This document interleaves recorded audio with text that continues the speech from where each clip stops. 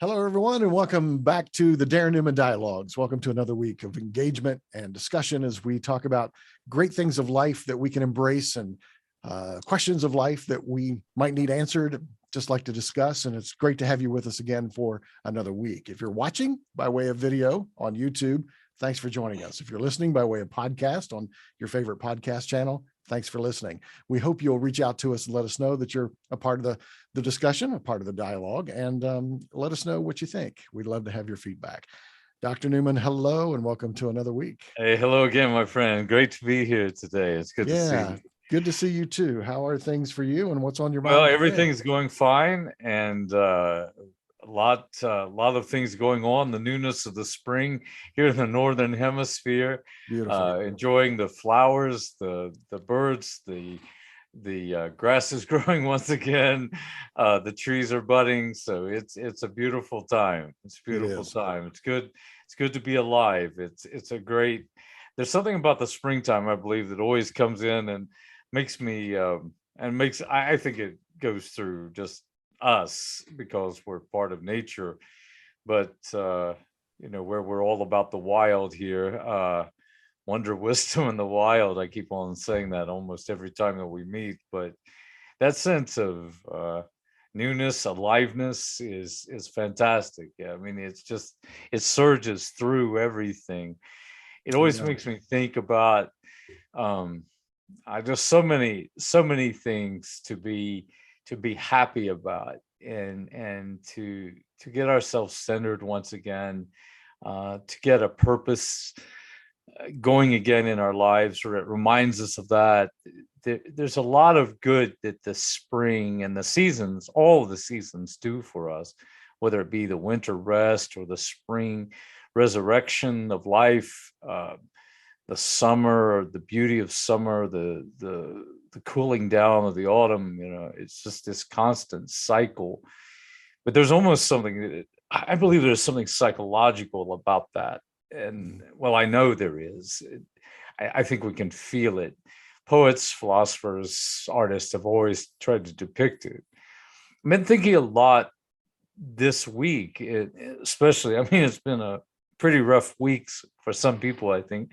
But I think a lot of things in the media that we've been seeing, I started focusing upon an idea, though, that came into my mind with the springtime and with I don't know, somehow this sense of life.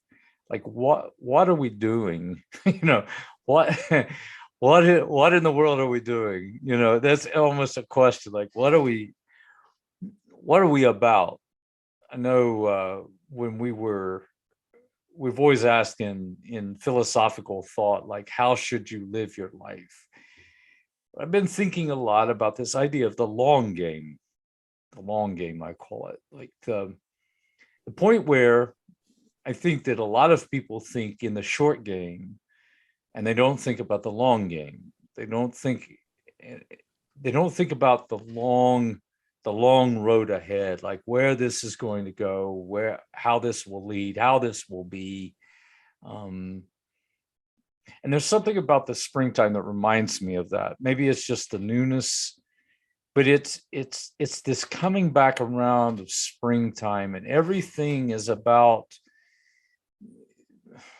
I don't know, the way forward, if you think about that. Like every flower is growing. It will grow throughout the summer. It will seed itself into, especially if it's the wild, it will seed itself into the ground once again for the long game. And it is there because the flowers that have been before it have planted those seeds that will go on. See, and every tree will turn its leaf towards the sun for summer.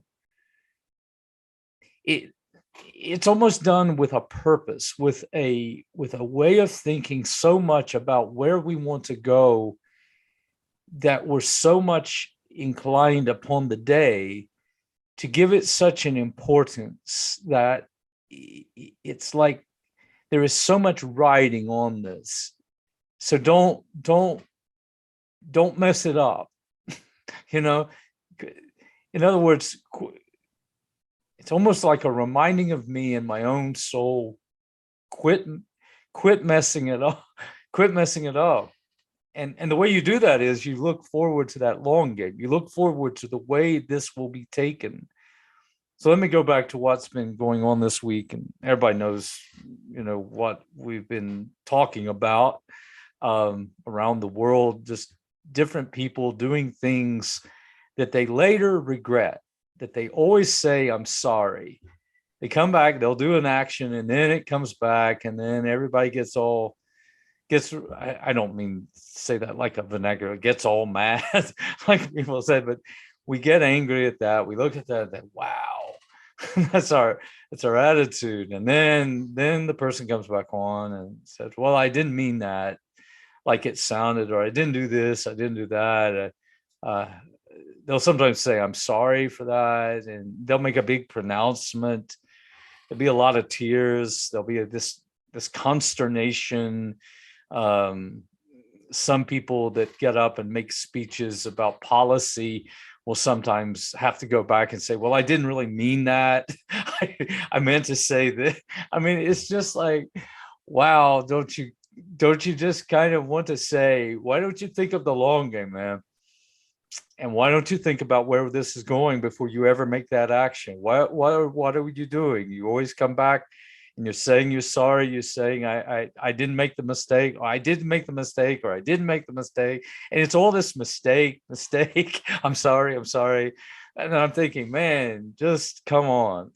We're better than this. You're better than this. And that's what I want to say.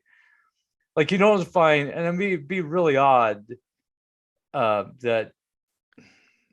that you would find any creature, any being in the wild to say, I'm really sorry about that. I mean, there's nothing about that in the wild, man. It is just full on. It is, here we are. And let's make it bold. Let's make it right. Let's get this done. Let's do this. Because and I'm not saying that it's like this attitude, we're better than this, but I almost want to reflect back on our humanity, where I believe we become so disjointed with nature and what's around us. We've forgotten about the greatness that we can be, the who we are, the impact that we can make, instead of always going back on it and say, wow, I'm really sorry. I shouldn't have done that. I shouldn't have done that. I shouldn't have done this. I shouldn't have done that. And it's constantly going back. Like, you're never going forward. You're never saying, I'm proud of that. I'm proud of that. And then you just mess it all up in one day, a few seconds. And you just, as the old saying goes, what is it? You can take years and years to build up something, and then in just 1 minute you could ruin it all. And I'm thinking, why do we do that? Why don't we think? Why aren't we on point? And I say this to myself, as I always say, I'm not pointing to anybody but me. And I'm thinking back to the times that I might have had to say, I'm sorry for that, or I regret doing that. And I'm thinking back and I reflect back and I think to myself, why didn't you think through this? Why didn't you think of the long game? I always call it the long game. It could be the long road or the days ahead. The Native Americans, the indigenous people that were, when they would speak, I heard this from Oyesa, the great Lakota leader, thinker, writer. He was actually a physician. I think it was him who reminded me of In the Soul of an Indian. And if it's not there, I apologize. It's just a thought that I was given from a Native American thinker, and in their wisdom. And they said that everything they did, and this was so beautiful, and I'll attribute it to Oyesi. He said, everything we did, we looked like generations ahead. I forget the number. It might have been 7, it might have been 5, might have been 10, whatever, but they were looking generations ahead. So it wasn't like an act. This is so good for today. It wasn't an act just for the next week. It was for generations. See, it's like this perpetuity, this perpetual beauty of life that's always looking ahead to where we're going to be the best person we can be because we're better than that. And I was reminded of that and I began thinking about this, and I'd always taught on this, but I wanted to go back to him. You know, Socrates, great Greek philosopher Socrates, I teach on him a lot in my courses. When I first read Plato years ago, and I read of Socrates' speech when he was on the defense for his life, which is found in what they call Plato's Apology.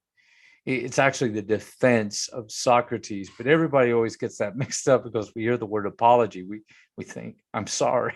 Isn't that ironic? Isn't that coincidental? You know, we always think he's offering an apology. And it's the farthest thing from an apology. I usually will ask students sometime just to get them to think. I said, you know, the Socrates is sorry for his life because the word apologia in Greek means sorrow, and it doesn't. It means defense. He gives a defense for his life because he knew what he was about and he was not sorry for what he had done. So let me tell this quick story for those of us who haven't heard of this. Socrates, in about the year 400, might have been 399 BCE or before the Common Era, he is put on trial and he's charged with 2 charges: corrupting the youth of Athens of that time and introducing gods not recognized by the city-state of Athens. And it sounds very academic, but those are very serious charges that people even can think about today. That one, you're leading our youth astray by your ideas and by your questioning and by your teaching. And the second of all, what kind of belief do you even have? You don't serve what we think you should serve, or, you know, you're introducing this weird ideas. Again, you know, we're trying to think of how our lives are going, and you're offering us something that gets us way off track. And Socrates, he eventually goes to his death for those 2 charges. They charge him with finding guilty and all of that. But in the middle of Plato's Apology is this speech, and I've read it countless times, but it was the one that really grabbed me.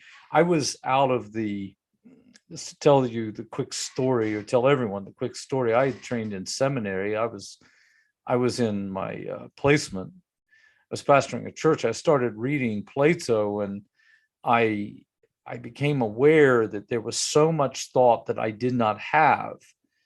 I was always, of course, planning for the long game of that day. You know, this is where I would be. But that changed my life. It made my life a whole lot richer. It made my belief a whole lot bigger. It made my passion deeper. It gave me a deeper sense of calling of the long game, where I'm going to end up. And so I eventually, you know, did my work in Plato and did my further education and did my doctorate. But going back to that, it still reaches me, and I'm just going to quote a part of it.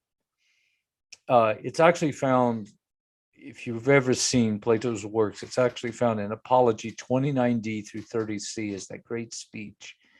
He comes in on this one part. I'll show you the part here. I actually had Plato's dialogues for today, but these are the dialogues, right? This is what we're naming, the Darren Newman dialogues. It comes off of Plato, right? But you find that in the writings, and I'm going to paraphrase this one part of the speech that is ringing in my heart and my mind. And he tells them, he said, I love you. And he's talking to all these people that are listening to his defense. He said, I love you. I love you with all of my heart. I am here to serve you, but I will serve God rather than you. I mean, I will serve God rather than you. And as long as I have breath, I love this. As long as I have breath, I will never stop practicing philosophy, which is the love of wisdom. So you could translate it, I will never stop in this philosophical life, the love of wisdom, and going around asking each of you, what is in your thoughts? What is in your heart? What do you really serve in this life?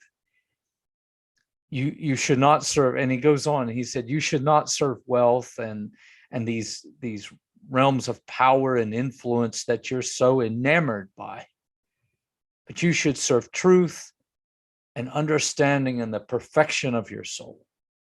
Isn't that beautiful? It's a beautiful contrast. It's not about wealth and power and influence. It's about truth and understanding and the perfection of your soul. Again, the long game, right? It's the long road. It's the road ahead to become better each day, because you're better than this. And that's almost what he's imploring. You're better than this. You're better than this. Why do you serve those things which drag you down, get you out of touch with life and where you could be? Why don't you put yourself back onto where you should be and get your life straightened out? And so let me offer this. Quit saying you're sorry all the time. Why are you saying you're sorry all the time for? I mean, I can understand it. When you foul up, you should say you're sorry, but why do you have to say it all of the time? You see it? How many times do you have to say, well, just get it right? Right? Just get it right. You're better than this. Come on, man. Yeah. Come on, get this right. And then you don't have to apologize. You don't have to be in your tears standing before everybody, all of God in the world, and saying, I'm really sorry for how I acted. Why didn't you figure that out before? Just take a second. So I began to reflect upon Socrates' life, and I wanted to give me, and I'm including myself in this, I wanted to think about an application to that. So I've got three ideas here for us that I want to share. So here's your first one. Socrates, if you take him as a model, which he was not apologetic for his life, he knew the seeds he was planting. He knew the souls he was changing. He knew the lives he was transforming. He knew where this was going to go. He could foresee it. And take it, we're still over 2,000 years reading what he said through the work of Plato. See, it's always that I'm going to put this generations ahead because we need to know this. Isn't that interesting? Yeah. And we're still struggling with it. It's so powerful when we start to think about that. All the great thinkers, all the great artists, all the great contributors to life knew that we would be coming along, and that's the reason we're reading after them, and we can see such greatness. It's the reason the Gospels were put there, of course. They talked about Jesus' words because they knew these would transform life, right? Because they knew how people are. I mean, though we'll say, look, come on, let's get it right. There's always going to be that struggle. And so it's almost like, let's help you. Let me help you with this, because I've walked this way before. There's a famous poem by Longfellow about the path of life. I've mentioned it several times, I think, but he talks about it, that leaving like these trails, these guideposts upon upon the way of life, so that some poor struggling person coming on along who's having trouble figuring it all out, they'll see what you've done, and that'll lead them on the way to their glory that they need to have. See, it's so beautiful in that way. Again, casting it ahead several generations, it's all there. He owned, the first thing that I thought about is that he owns his life. He owned that calling. He owned it. It's like he took responsibility.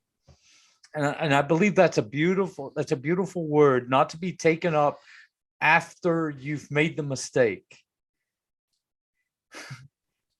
Why don't we take responsibility before we even take the action and know where this is going to go? I mean, just give it some thought. I'm going to be responsible here. I can't pass this off. I can't get somebody else to make the call for me. I can't look into them and they give me a nod or they wag their head and tell me yes or no, and then I'm going to go. I mean, what kind of life is that? That's just they're in command of you.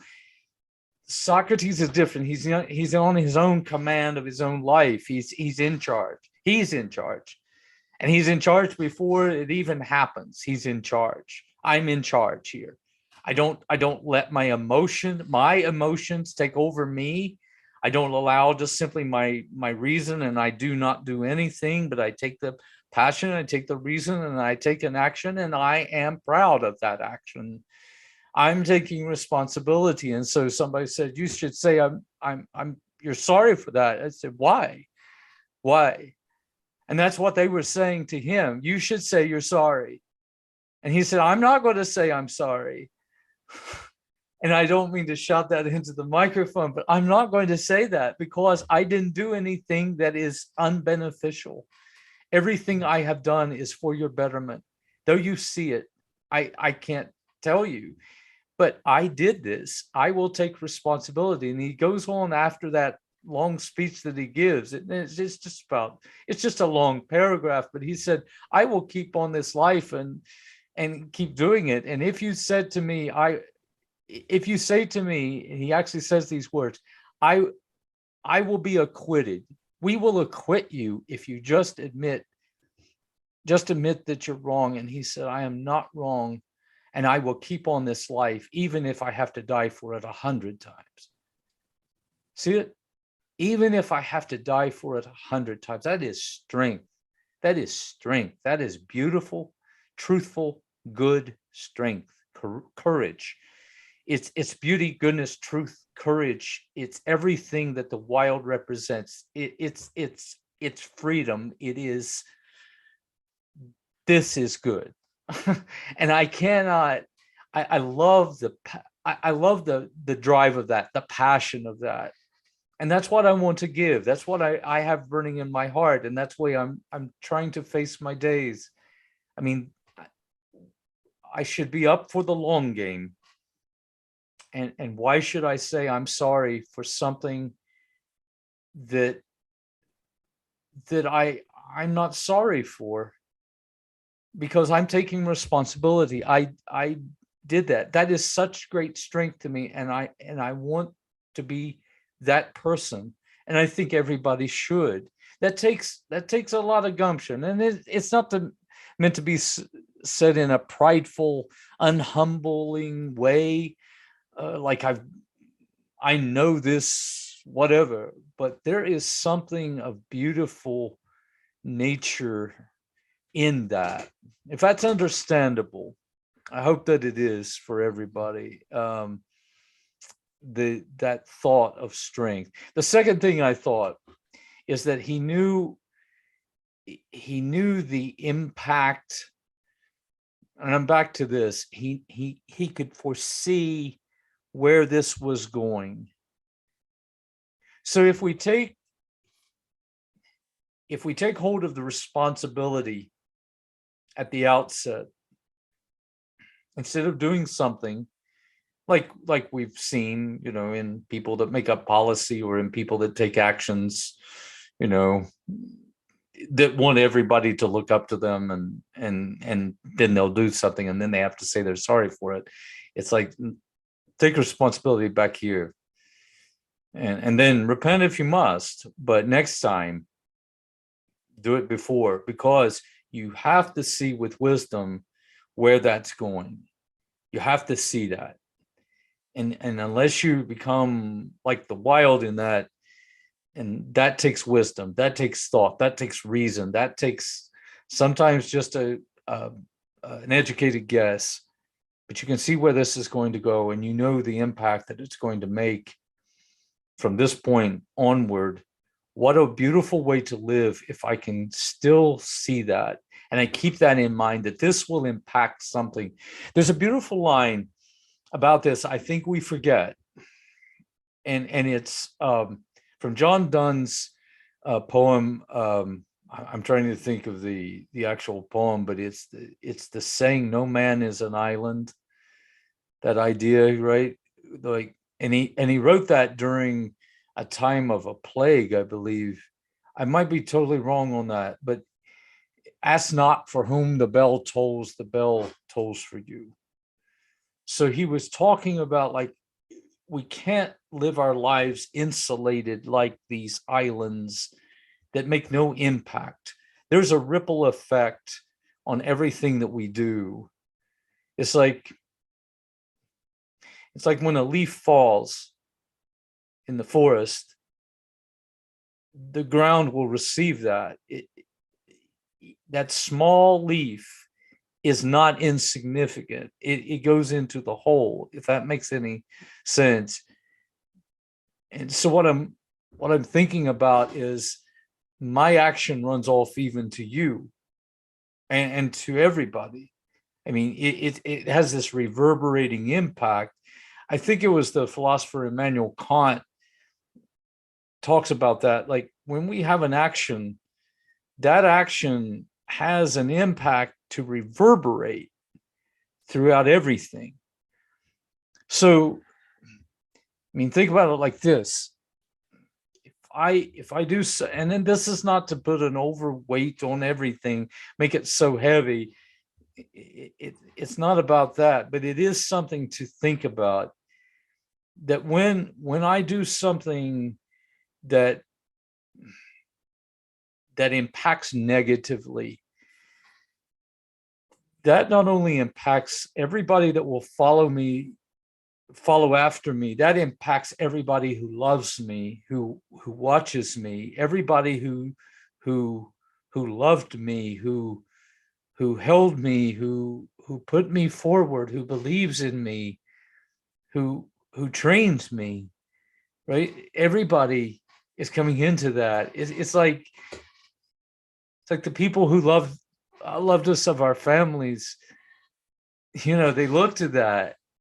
And that's such a weighty thing, but it's also so invigorating and so beautiful that we can look on that when we're proud about what we do. Because I love, like, when you read a book and they'll dedicate the book to people that they love. And you'll see this in every author when they dedicate that. And this is so good. We see it in ourselves. It's everywhere. You just have to see it. But they'll dedicate that book to people that they love, and they'll name them. A lot of times they'll name friends, or sometimes they'll just say, to those I love, or to this one, to that one, and they'll name them. I know in my, sometimes I've written things and I'll dedicate it to people, right? Dedicate this. The reason for that is, I'm wondering, is because I'm proud of this, and I want you to be proud of the person that I turned out to be. Get it straight. That's some good stuff right there. So Socrates, back to him, when he's giving that, they're looking on all of his disciples.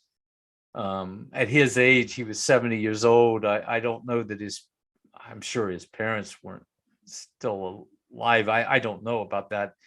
But if they were, just think how proud we are of him, how proud the disciples were his followers.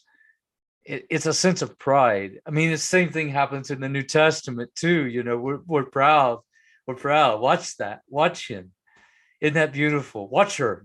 Watch how that is. That makes me, man. That just, yeah, it's just so beautiful. What did you start to say? I'm sorry. Just thinking about how important it is for us to have that viewpoint that you're talking about, to have the viewpoint of getting it right and making sure that we're aligning our lives to our values, and that we're making decisions and doing things every day that matter. I spend a significant amount of time every morning doing that very thing. I think, what do I want to be today? Who do I want to be today? And I want to make the decisions that reflect that don't, do. And you said it so well. We all make mistakes, and we have to say sometimes, I'm sorry, because we've damaged or wounded someone. But when you do it 2, 3, 4 times, why do you continue to go back to that same place? I think it's important to align our lives to those very thoughts you're talking about, of being the person you want to be, and walking in who you are, grounded in who you are, knowing who you are and what you value. Those were the thoughts that I had. Yeah, I appreciate that. It just goes down in this. I can't say that I'm tired of hearing people say I'm sorry, but I've watched like everybody else has, and I'm thinking, come on, come on. You should have known this. I mean, I mean, yeah, you get the forgiveness, but I mean, not when people are watching and you're thinking, what are you thinking? You're thinking of nothing but just, I don't know. It's somewhere, as the Stoics would always say, there's some link to letting those emotions that you're feeling run the show. And those emotions are yours. You're actually bringing up something that serves you, because you're the soul. Your emotions aren't. It's your emotions. I mean, it's your anger, not it's your anger, not angers you. Like anger doesn't possess you. When it does, it's bad. Yeah. Because then you've turned over you've given the reins of the kingdom. You've given the reign of your house. It said, here, you take it. And then you go into meltdown, and then you say you're sorry, because I didn't mean to do that, because I'm following that pull of my emotions. And the Stoics were so wise in this. The great leader Epictetus, Seneca, Marcus Aurelius are all teaching that beautiful way of living. You're the head here. You're in control. And they learned it. I always taught they learned it from Socrates, because when Socrates finally passes away and he takes the cup of hemlock, Jacques-Louis David's famous painting, The Death of Socrates, you have Socrates standing there, or he's actually sitting, but he's reaching for the cup of hemlock, and he's has that left hand. He's still making the point about the eternal nature of the soul, and he's reaching out. It's such a beautiful scene, that painting, that he captures it. But Socrates is not crying. Socrates is not mad. He's made that call, and he is dying for wisdom. He is dying for all of those who would not take that on. He is dying for that as an example, because he's paying that sacrifice. It will always be a sacrifice. Anything beautiful, good, and true always demands a sacrifice.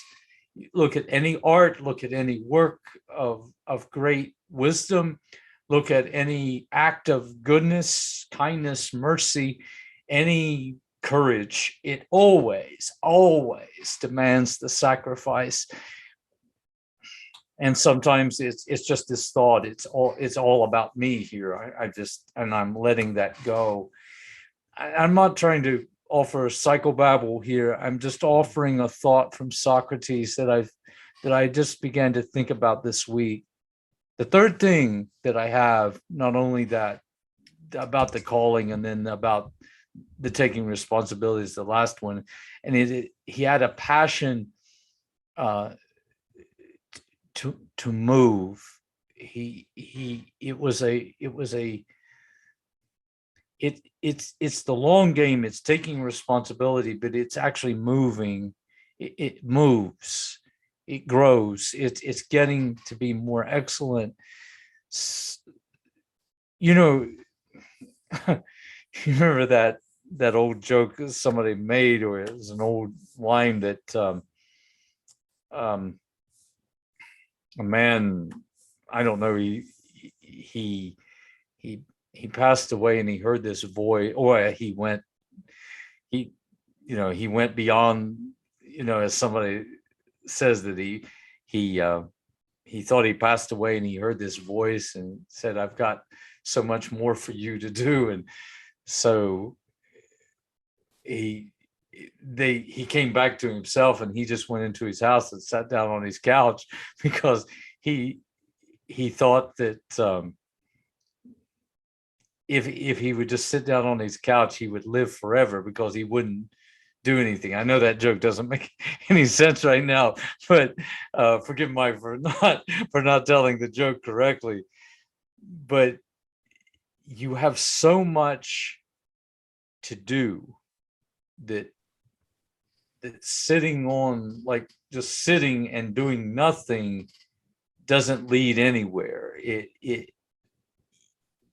You have to have the courage to act, and you might get it wrong sometime, but become better.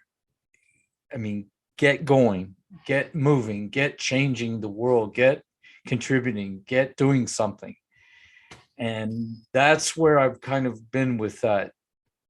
It's just taking that passion and that courage to actually move with that, instead of just saying, well, if that's the case, I just won't do anything. I'll just sit back, because I don't want to, the lack of the responsibility. If I don't do anything, then I won't ever have to say, yeah, I'm sorry. But you won't do anything. right. You'll just see it. Yes. That's the caution. So Socrates could have just like that, could have shut the book and said, that's enough of that. I'm off. I'm out. Yeah. I'm done. And I don't want us to do that. So anyway, that's been on my mind. I know that might be maybe applicable for some. For some, I hope that you're already there. You can already see what I'm talking about. I hope it's like that. But I got thinking about that in this current day. I've seen a lot of people saying they're sorry, and I'm thinking, come on. Yeah. You don't have to say that. Yeah. It's nothing to be sorry about. Yes. So that's where we've been. You've heard that saying that history will be kind to them. You've heard that. Mm-hmm. I believe history will be kind to that president, or to that, that one in office. You've heard that saying. And you usually hear that, I think, during a time of struggle or failure or, unpopularity. Well, don't worry, history will be kind to them. I don't know who said it. Somebody said it was Winston Churchill, but I don't believe that was actually who said it. But someone said, I think history will be kind to me because I intend to write it. And I thought that was good, because take control of your own legacy, taking control of your own life and your own history, that history will be kind to you, is what I'm hearing today. I love thinking about being allowed to make a mistake, or being allowed to take a risk, and being allowed to fall, being allowed to struggle, and not saying sorry for it. This is part of my life's journey. Okay, I may have overdone it there, but that's part of learning. That's part of my right. I didn't aggressively, I didn't do it harmfully. I wasn't intending to hurt or harm someone. But if I continue to apologize, I will neuter myself to the point where I don't become effective in anything in my life. Exactly. And not able to take that risk. So I'm encouraged by the words that you said today, and I appreciate that. I'm Thank going to you. stop saying I'm sorry so often, because Yeah. it's not something that I intended to do. Or and again, balancing this. Well, if I hurt someone or wound someone, I'm going to embrace them and Sure, say I'm sure, sorry. absolutely. That's not what you Absolutely. said. You said take it, own it, get your legacy, be who you want to be, That's know it. who you want to go, where you want to That's it. go, and go there unapologetically. Be you every day. Be bold. Be Yes, bold. love Be that. bold. Be creative. Be courageous. Move. Yeah, Just, I mean, because you know what this will, you know how this will help, and that shows such a sense of confidence. It's almost the beautiful sensing of boldness of life. I mean, point to it back to nature. There's not a tree that I can look out on beautiful trees around where I live, and they will grow larger and bolder, and that canopy will reach up to the heavens, and it is like, I'm here. I'm here.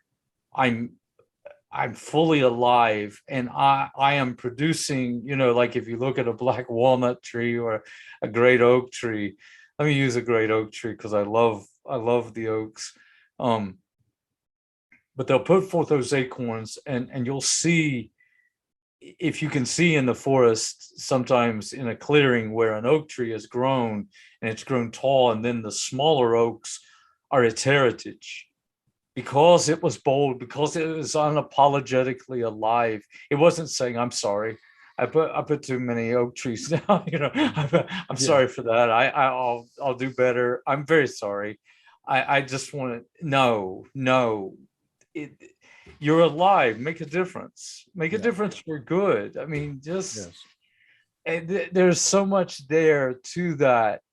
I just yesterday, well, it wasn't just yesterday, it was several days ago. I was trying to get around someone, and they started saying, I'm sorry. And every time I would try to go around them, they'd say, oh, I'm sorry. I'm sorry. I mean, I can understand that. And I know that's not what they're meaning. And that, I'm sorry, it's more like, excuse me, excuse me, yeah, excuse me, excuse me. But I mean, I didn't. It's okay. You're trying to do your thing. I mean, go on. I can move. It's all right. It's all yes, right. I mean, I appreciate you saying excuse me. That's very polite. I do appreciate that. yes, But I don't want that to be. And I know it's not the attitude of life. I hope it's not. But it seems like it's seeped into an attitude of life for some. Like they don't do anything, or they go the opposite way, and they do something, and they don't think about taking responsibility, and then they have to go back and say, I'm really sorry about that, I didn't mean to. right. And it's all, so it's like these polar, these opposite extremes going on, and I'm thinking, Sure. wow, this is such a beautiful life. um let's get busy with the wonder, the wisdom, and the wild with it, and Absolutely. let's go for that, and let's leave that legacy that we're called upon to lead. Those are good words. I hope we'll take those to heart today. Thank you, Dr. Newman. That was Hey, thank great. you. I appreciate the time. I really do. If you're watching or listening by way of podcast or by way of YouTube, make sure you like those channels and make sure you follow us and share those with your friends, family, neighbors, those who you think might be benefited in some way by the work that we're doing here and the outreach that we're doing. So grateful and thankful for you watching today. Do make sure that if you have questions or thoughts about any of the discussions that we have, that you also get engaged. And as we've said in the past, be a part of this conversation. We can do that. It's virtual. We know you're not sitting at a round table physically with us, but neither are we. We're in two different locations today as well. We're virtual. We have we love connecting with you in a virtual way as well. So let's join together and let's learn together and let's grow together. Let's take responsibility, as Dr. Newman said today, for our lives.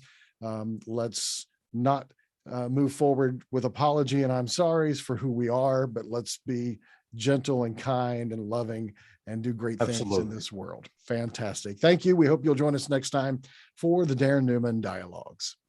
Make it beautiful, everyone. Thank you.